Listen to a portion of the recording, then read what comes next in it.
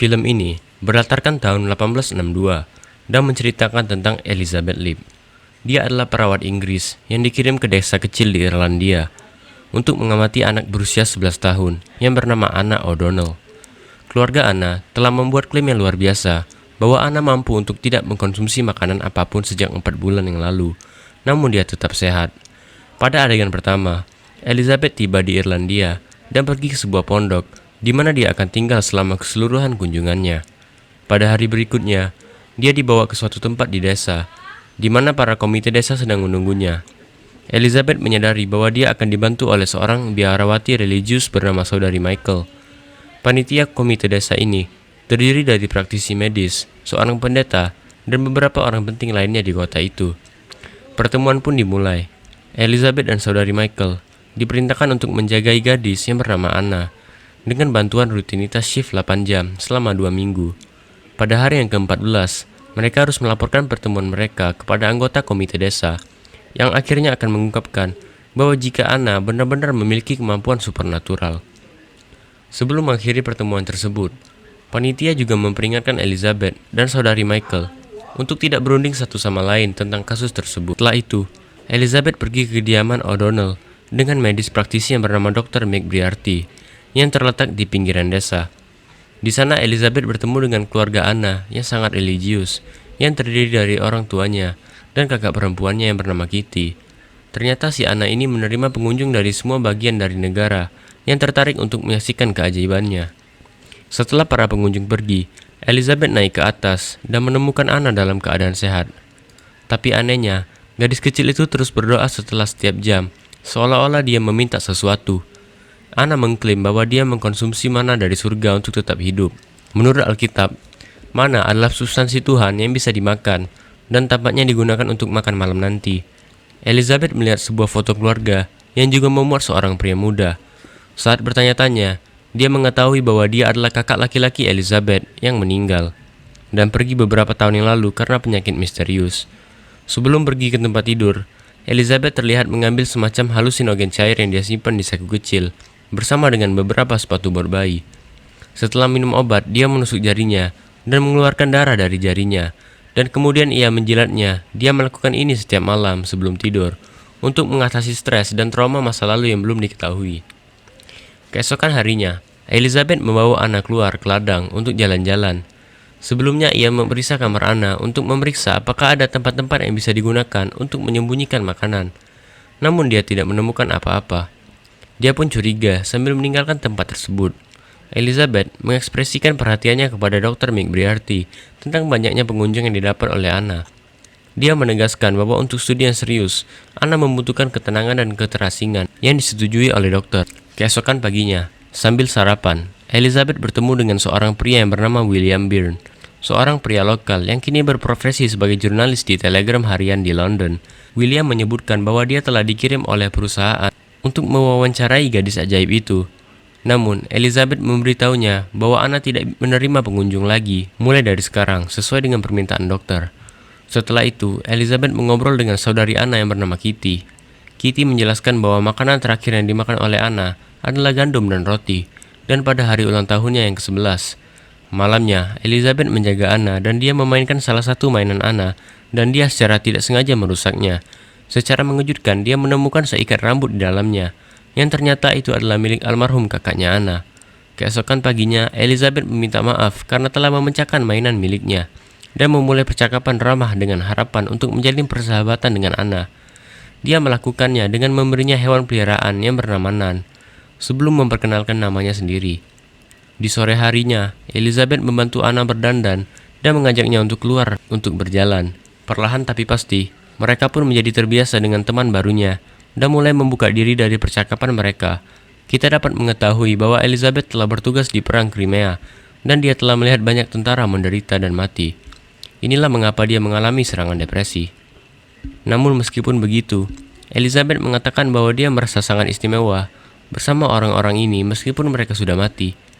Dalam perjalanan pulang ke rumah, Elizabeth tersandung pada William yang masih di dalam kota karena permintaan harian bosnya untuk informasi mengenai anak ajaib.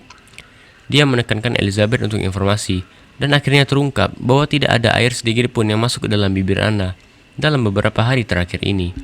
Namun William tidak percaya dan menganggap semuanya hanyalah hoax. Setelah hari-hari berlalu, Elizabeth menyadari suatu hal yang aneh. Setiap malam sebelum tidur, keluarga Anna berdoa bersamanya, dan sang ibu bahkan mencium mulutnya sebagai bagian dari ritual. Ia mencurigai bahwa hal itu ada hubungannya dengan seluruh kasus ini. Suatu hari, Elizabeth mengusir keluarga dari menghubungi Anna. Dia berbohong bahwa itu adalah persyaratan sebagai sesuai perintah Dr. McBriarty. Keluarga Anna menjadi sangat tertekan karena aturan baru. Secara mengejutkan, keesokan harinya, kesehatan Anna mulai menurun karena kurangnya nutrisi dalam dirinya. Elizabeth menginformasikan jurnalis William tentang hal itu, dan keduanya memutuskan untuk menunggu sampai sesuatu yang konklusif muncul. Hari yang sama dengan Elizabeth melakukan rutinitas inspeksi dan pemeriksaan kepada Anna. Dia menemukan bahwa bawah gigi garis kecil itu membusuk dan sudah jatuh. Di luar perjalanan pulang, Elizabeth bertemu adik Anna yang bernama Kitty, dan keduanya memulai percakapan. Kitty mengungkapkan bahwa dia dan William pernah menjadi teman dekat sebelum dia dikirim ke sekolah di Inggris. Dia belajar selama bertahun-tahun dan kembali. Tetapi saat itu, seluruh keluarganya telah binasa karena kelaparan besar.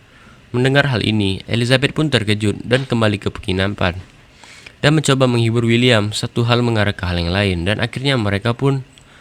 Keesokan paginya, mereka berdua berbicara tentang masa lalu mereka. Elizabeth mengatakan bahwa dia pernah melahirkan sebelumnya. Namun baru setelah 2 minggu, bayinya meninggal dan suaminya pun pergi menghilang. Dan ini adalah alasan utama dia memutuskan untuk berangkat ke perang Crimea.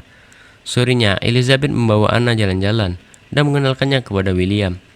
Si gadis kecil ini skeptis tentang pertemuan mereka, tetapi akhirnya William memenangkan kepercayaannya dengan memberinya sebuah mainan tamat tropi kesayangannya itu. Sayangnya, sore itu keadaan Anna menjadi lebih buruk dibanding sebelumnya. Jadi Elizabeth meminta orang tuanya memberi dia sesuatu untuk dimakan, namun mereka menolak mentah-mentah untuk melakukannya, dengan mengklaim bahwa Anna sebelumnya pernah bersumpah untuk tidak pernah makan lagi yang tersisa. Tak punya pilihan lagi, Elizabeth pun menuju ke tempat Dr. McBriarty berada. Tapi Dr. McBriarty menolak klaimnya bahwa Anna mengubah sinar matahari menjadi energi, sehingga mereka tidak perlu khawatir. Sebelum pertemuan berakhir, dia memerintahkan Elizabeth untuk melakukan tugasnya yang hanya untuk menjaga dan menonton, dan tidak mendiagnosa Anna lagi. Suatu hari selama shiftnya, Elizabeth tidak bisa lagi melihat Anna menderita dan menjadi putus asa.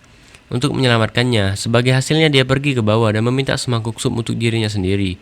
Elizabeth kemudian mulai memaksa beri makan Anna dengan mendorong tabung seperti pipa ke bawah tenggorokannya. Ketika gadis kecil itu terus menangis dan memberontak, dia pun menyadari kesalahannya dan menarik tabung itu. Di titik ini Anna mulai kesulitan bernafas, jadi Elizabeth menenangkan dia dan meminta maaf sebesar-besarnya. Beberapa jam kemudian, William dan Elizabeth mengajak Anna keluar jalan-jalan, berharap udara segar bisa menyembuhkan penyakitnya. Saat mereka berkeliaran untuk melihat pemandangan indah, William menginformasikan Elizabeth bahwa dia telah mengirimkan laporan yang berjudul pembunuhan secara bertahap. Dia menyalahkan kematian Anna kepada keluarganya sendiri dan pada masyarakat. Dia kemudian menjelaskan hasil laporannya tersebut. Namun saat itu, Anna mengalami kesulitan bernafas dan pingsan di tempat. Elizabeth panik dan dengan cepat membawanya kembali ke rumah. Sementara William mundur ke rumah karena dia tidak bisa terlihat dengan Anna, sesuai dengan aturan panitia. Elizabeth menemukan bahwa paru-paru milik Anna telah runtuh yang mengakibatkan batuknya yang konstan tanpa intervensi medis. Dia tidak akan bertahan bahkan selama seminggu.